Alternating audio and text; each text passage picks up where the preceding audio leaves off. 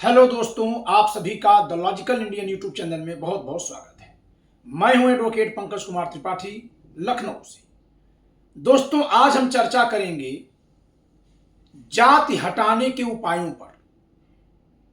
जाति हटाने के उपाय के रूप में मैंने 3 उपाय आज के लिए चुने हैं जिस पर हम चर्चा करेंगे। पहला है कि सभी लोग अपनी टाइटल हटा दें। दूसरा है कि सब लोग एक दूसरे की टाइटल लगा दें। और तीसरा है कि सब लोग एक ही जाति का जाति प्रमाण पत्र बनवा लें। जैसे एससी समाज में आने वाली जातियां केवल एससी का प्रमाण पत्र बनवा लें, ओबीसी समाज में आने वाली जातियां केवल ओबीसी का प्रमाण पत्र बनवा लें। तो इस तरह से मैं 3 उपायों को जाति निर्मूलन के उपाय के रूप में आज चर्चा के केंद्र में ला रहा हूं। फिर से बता दे रहा हूं, पहला है टाइटल हटाना, दूसरा है एक दूसरे की टाइटल लगाना, और तीसरा है एक ही जाति का जाति प्रमाण पत्र कास्ट सर्टिफिकेट बनवाना। अब हम पहले उपाय पर चर्चा करते हैं। आप में से तमाम दर्शकों ने यह सुझाव दिया है कि मैं अपने नाम के पीछे से टाइटल हटा दूं या और सब लोग टाइटल हटा दें, तब जाति व्यवस्था समाप्त होगी। इस संदर्भ में मैं आपको अपने जीवन से घटी घटना बताऊंगा और फिर इसके बाद इस उपाय के कारगर न होने का एक बहुत बड़ा उदाहरण दूंगा। मैं जब इलाहाबाद में तैयारी करने आया था तो मेरे भी विचार में यही आया कि सब लोग टाइटल हटा दें तो जाति समाप्त हो जाएगी। तो मैं अपने नाम के पीछे टाइटल हटा करके करीब 4-5 महीने हिंद शब्द लिखा था, पंकज कुमार हिंद।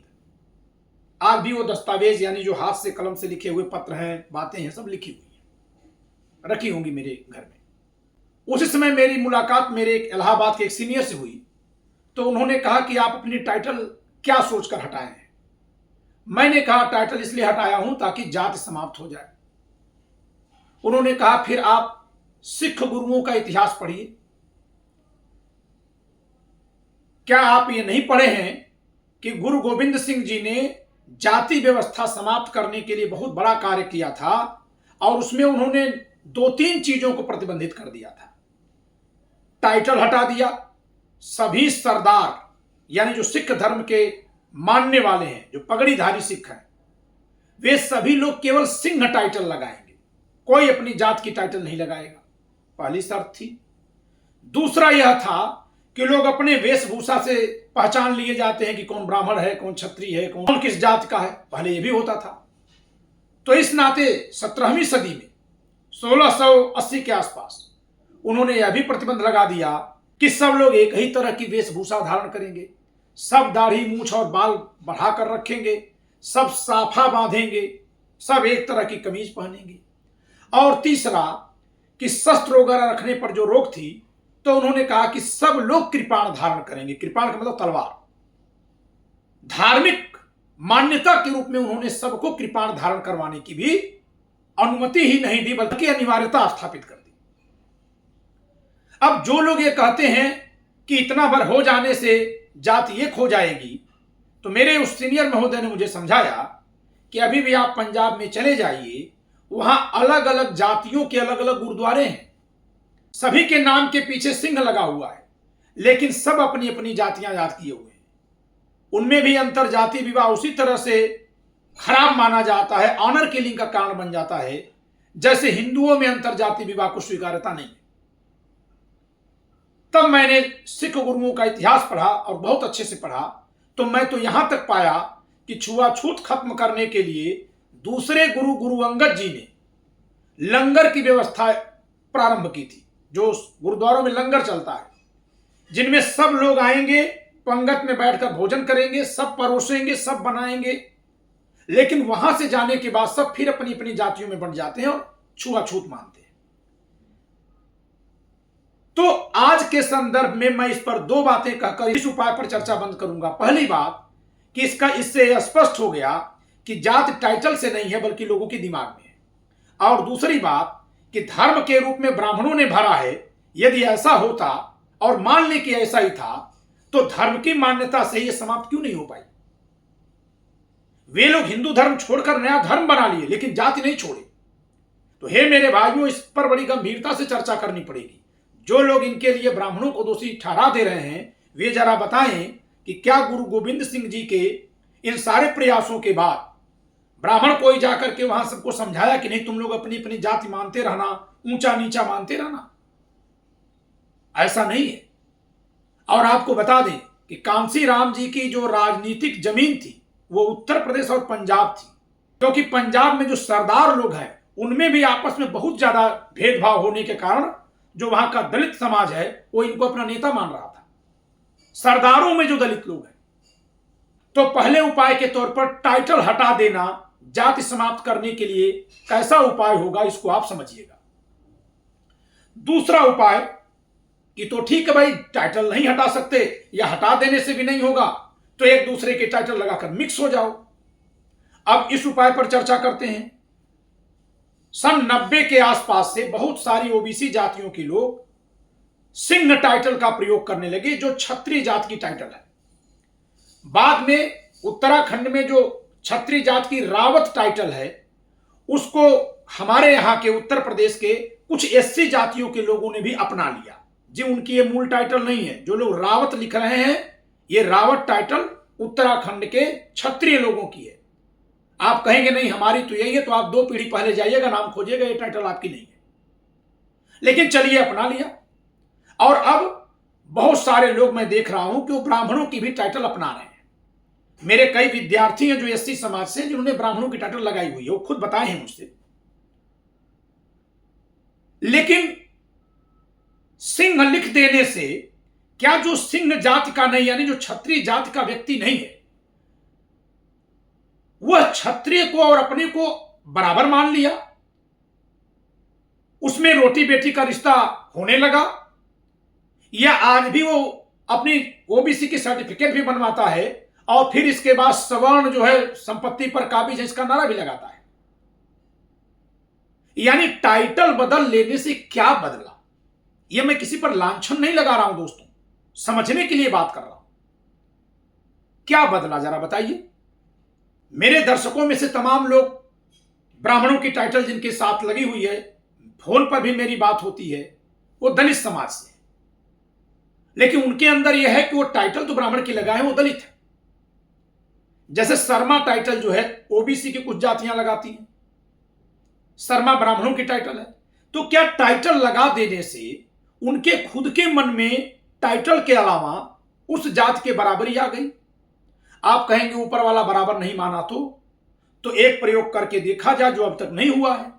अभी तक जितने भी लोगों ने दूसरी जातियों की टाइटल लगाई है, उसमें एक कॉमन चीज दिखी है कि सबने अपने से ऊपर की जात की टाइटल लगा ली है। एक तो जाति मानसिकता यहीं से दिखाई दे रही है कि चाहे कुर्मी जात के लोग हों, यादव जात के लोग हों, मौर्य जात के लोग हों, चौहान यानी नुनिया जात के लोग हों, जितनी ओबीसी जातियां हैं, इन सब ने सिंह लगाया या ब्राह्मणों की टाइटल शर्मा लगा ली। कोई जरा पासवान लगा ले भाई, जब दूसरे की ही टाइटल लगानी थी तो पासवान भी तो लगाया जा सकता है। कोई लगाया? नहीं लगाया, यानी ये वाला प्रयोग नहीं हुआ। मैं ये प्रयोग व्यंग के रूप में नहीं कह रहा हूं। क्या ये प्रयोग कर लेने पर जो आप ऊपर की जात के होकर के नीचे वाली टाइटल लगाएंगे, तो क्या आप नीचे वालों के बराबर हो जाएंगे?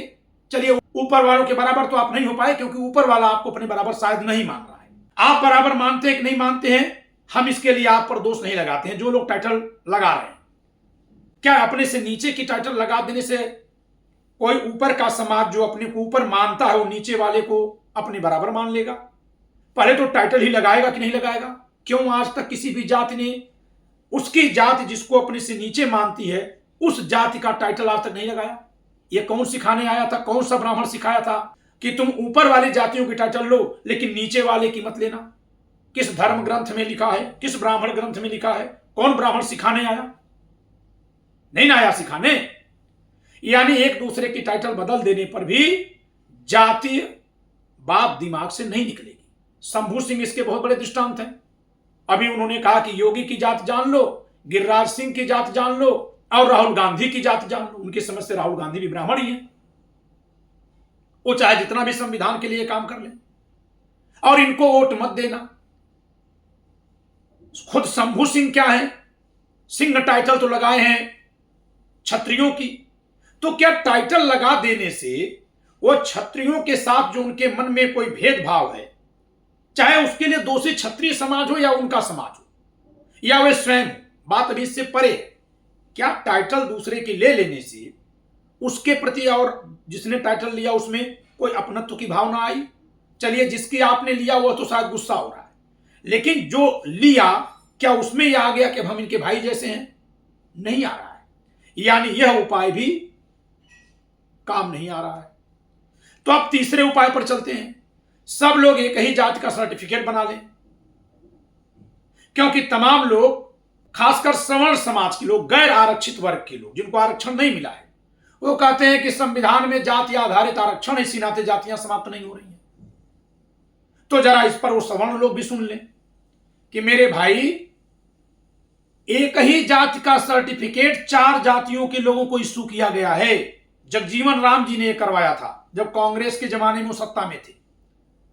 ऐसा उन्होंने इसलिए किया था जिससे कि उनकी अपनी जात की संख्या ज्यादा दिखे, और वो इसलिए कर पाए थे क्योंकि वह दलित समाज से आने वाले एकमात्र नेता उस समय थे।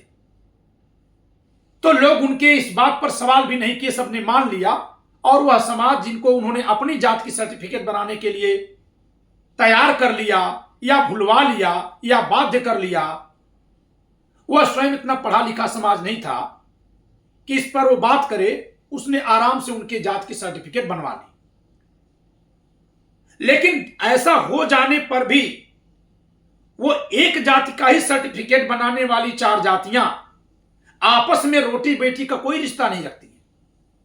उनमें सामाजिक और मानसिक तौर से उतनी ही दूरी आज भी है जितना जब वो अलग अलग जातियों के थे और जब उनके सर्टिफिकेट नहीं बनते थे। ये 4 जातियां कौन कौन सी हैं? चमार, जाटव, मोची, कोरी। कोरी जिसको कहीं कहीं कोली भी कहते हैं। इन सभी 4 जातियों की सर्टिफिकेट चमार जात की बनी है, जहां तक मुझे कुछ मेरे मित्रों ने बताया है जो उसी जात से हैं। अब इसमें अगर कुछ असत्य होगा तो मैं इसकी छानबीन करने नहीं गया। आप सबसे मैं निवेदन करता हूं कि आप अपने मित्रों से, आप स्वयं अगर इस समाज से हो तो अपनी अपनी सर्टिफिकेट जरा चेक करके सबके सामने रख दीजिए। यानी कास्ट सर्टिफिकेट एक बना दिए जाने पर भी कास्ट एक नहीं हुई। जगजीवन राम जी को अपना आदर्श और नेता मान लेने वाला समाज बताए कि जब वो एक ही जाति का सर्टिफिकेट बना लिए तो क्या इस सर्टिफिकेट बनने के बाद कोई बाबा जी, कोई पंडित जी, कोई ब्राह्मण जी मनुस्मृति लेकर पहुंचे थे उनकी बस्ती में कि देखो बना तो लिए लेकिन रोटी बेटी मत करना? कि सरदारों की बस्ती में कोई ब्राह्मण गए थे बताने की नहीं भाई देखो ये सब लोग पगड़ी बांध लिए, सब लोग सिंह लिख दिए, सब लोग दाढ़ी मूछ बढ़ा के तलवार रख लिए, लेकिन शादी विवाह मत करना? ये बात मुझे इसलिए नहीं कहनी पड़ रही कि मैं ब्राह्मणों का बचाव कर रहा हूं। ब्राह्मणों पे जो कलंक लगाया जा रहा है नितांत झूठा है। वो इतना झूठा कि बचाव करने की जरूरत ही नहीं है। इसलिए उपायों के तौर पर जो आप सुझा रहे हैं मैं उसके लिए ये बात कह रहा हूं। ब्राह्मणों के बचाव की मुझे जरूरत नहीं है, क्योंकि जो लोग नफरत के मारे ब्राह्मणों तक कोई कीचड़ फेंक रहे हैं वहां तक जा ही नहीं रहा है। वो बिल्कुल नहीं जा रहा है। क्यों नहीं जा रहा है? मैं आपको इसका एक उदाहरण देता हूं। जाति हटाओ, जाति हटाओ, ब्राह्मणों ने बनाया, ब्राह्मणों ने बनाया। जगजीवन राम जी ने 4 जातियों की एक सर्टिफिकेट जारी कर दी, लेकिन ये सभी समाज के लोग जानते हैं कि मायावती जी किस जात की हैं, चंद्रशेखर आजाद रावण किस जात की हैं, वो सब लोग जान रहे हैं।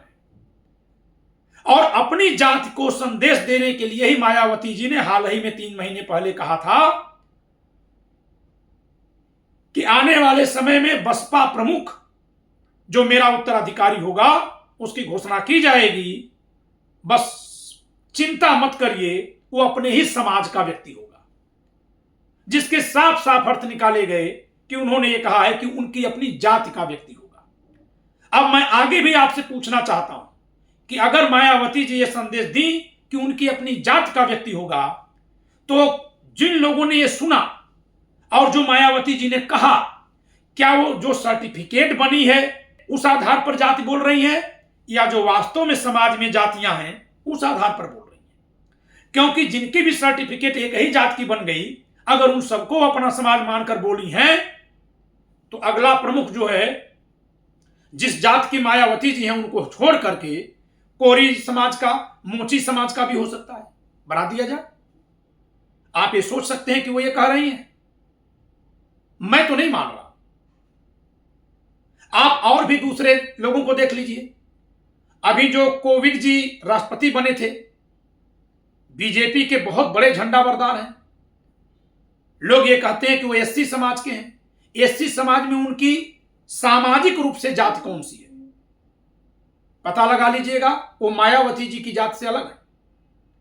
लेकिन हो सकता है कि उनका सर्टिफिकेट भी उसी जात का बना हो सकता है, क्योंकि जब सबका वही बना था, जगजीवन राम जी ने बनवाया था, अपनी जात की संख्या अधिक दिखाने के लिए शायद उन्होंने ऐसा किया था। क्योंकि अगर वो सबको एक करने के लिए ऐसा किए होते तो इसके आगे रोटी बेटी का रिश्ता स्थापित करने में भी उनका कोई योगदान दिखाई देता। ऐसा कोई योगदान नहीं दिखाई देता। और सर्टिफिकेट की बात भी बहुत छुपी हुई है, ये मैं आज सामने ला रहा हूं तो आप जान रहे हैं। इसके अलावा ओबीसी जातियों में भी चलिए, सारी ओबीसी जातियों के नारा लगाने वाले लोग अपनी अपनी जातियों के नेता वाली पार्टी को ही अपनी पार्टी मानते हैं, जबकि ये पार्टियां तो संविधान आने की बात बनी है। कौन सा ब्राह्मण ग्रंथ कहा था कि पार्टी बनेगी? उसमें तो लोकतंत्र था ही नहीं। लोकतंत्र आ जाने पर भी लोग अपनी अपनी जातियों को लेकर ही आगे बढ़ रहे हैं और फिर कह रहे हैं कि जिसने जाति बनाई उसका दोष।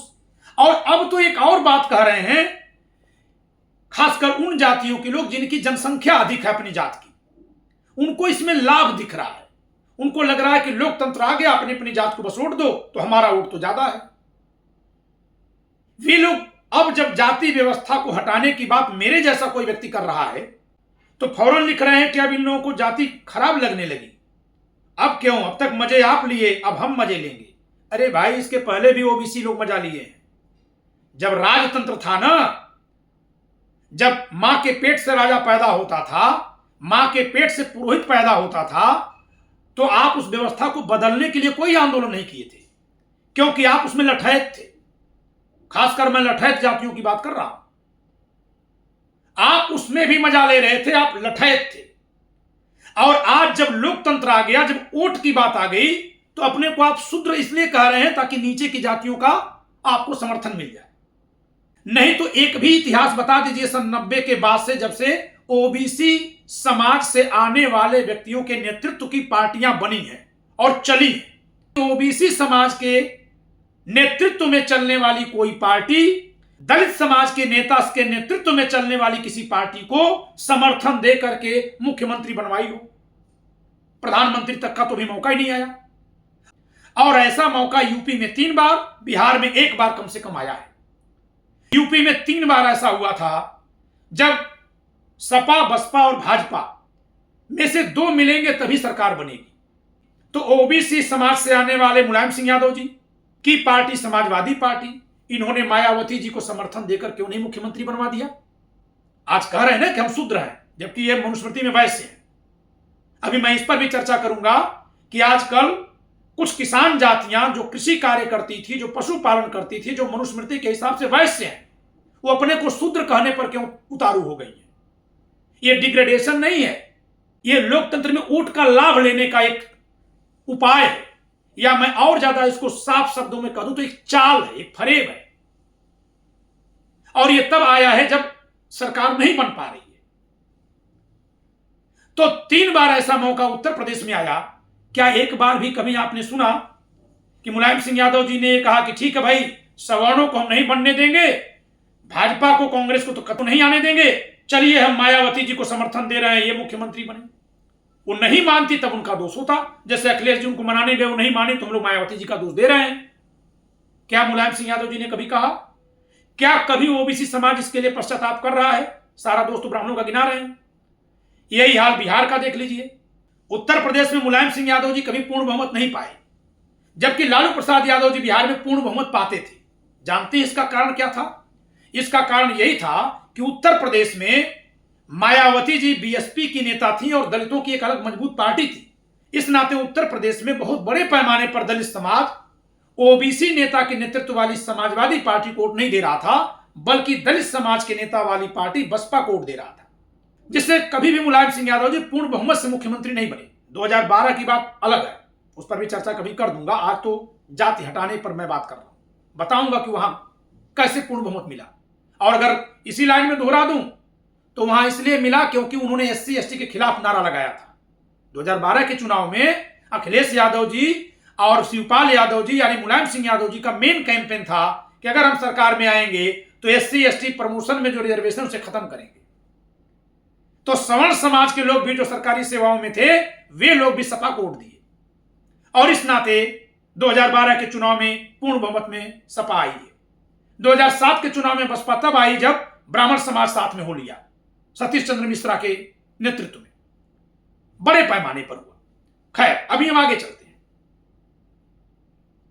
यानी सवर्णों का साथ लिया मुलायम सिंह यादव जी ने, कांग्रेस का समर्थन लिया, बीजेपी से गुप्त समर्थन लेकर सरकार बनाई, लेकिन कभी बीएसपी को समर्थन नहीं दिया, जबकि कांसीराम जी के सहयोग से इनकी सरकार बनी थी। तो कहां केवल ब्राह्मण दोषी है?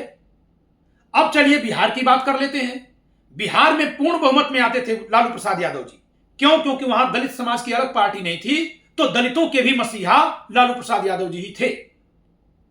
लेकिन बहुत देर बाद जब रामविलास पासवान जी को इस बात का एहसास हुआ कि ये हमें सिर्फ पीछे रखेंगे, तो उन्होंने 2000 के आसपास अपनी एक पार्टी बना ली। जब पार्टी बना लिए तब वो अटल बिहारी वाजपेयी की केंद्र सरकार में शामिल होकर मंत्री बन पाए।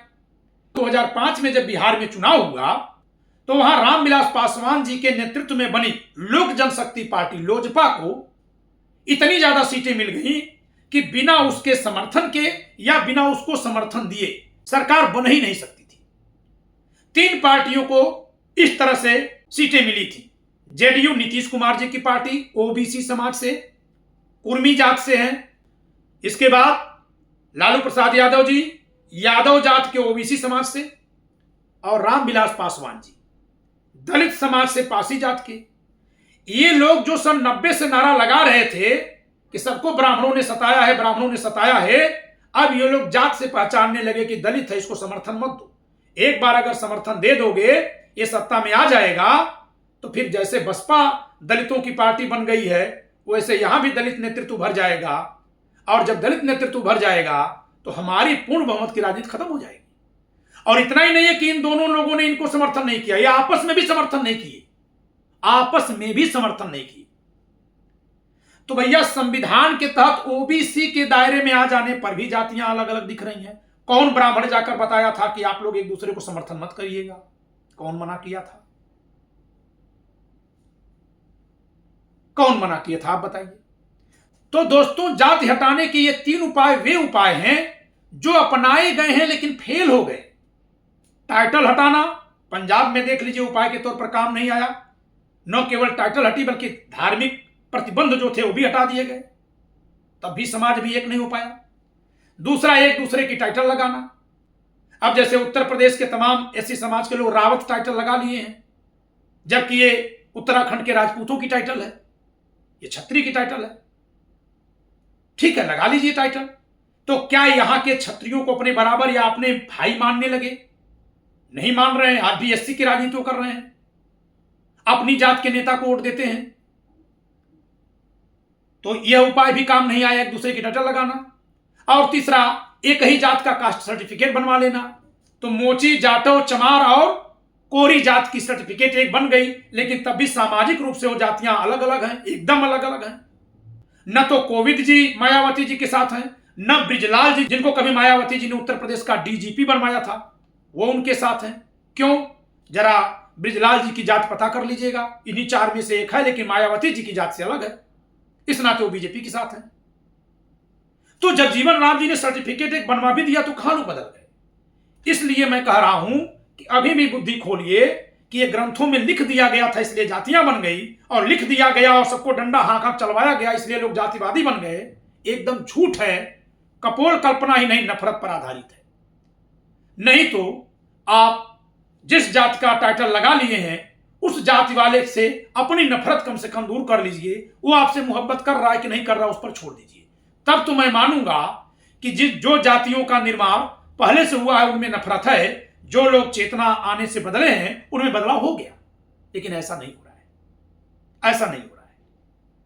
तो दोस्तों, आज की चर्चा वैज्ञानिक चेतना को विकसित करने के लिए है किसी के भी खिलाफ नफरत को दूर करने के लिए है, कोई भी ऐसा उपाय सोचने से हटने के लिए है जो काम नहीं आ रहा है, जिससे कि हम उन उपायों तक पहुंचे, खोजें जो काम आ सकता है। और यह चर्चा संविधान के अनुच्छेद 51 क के खंड ज पर आधारित विज्ञानवाद के प्रसार के लिए है, वैज्ञानिक सोच को बढ़ाने के लिए। भारत के संविधान पर सरल भाषा में लिखी मेरी पुस्तक मंगाना हो तो दिए गए नंबर पर आप संपर्क करिए। मेरे इस वीडियो पर संयत भाषा में अपने कमेंट करिए। वीडियो पसंद आए तो लाइक करिए, शेयर करिए, चैनल सब्सक्राइब न किया सब्सक्राइब करिए। जय संविधान।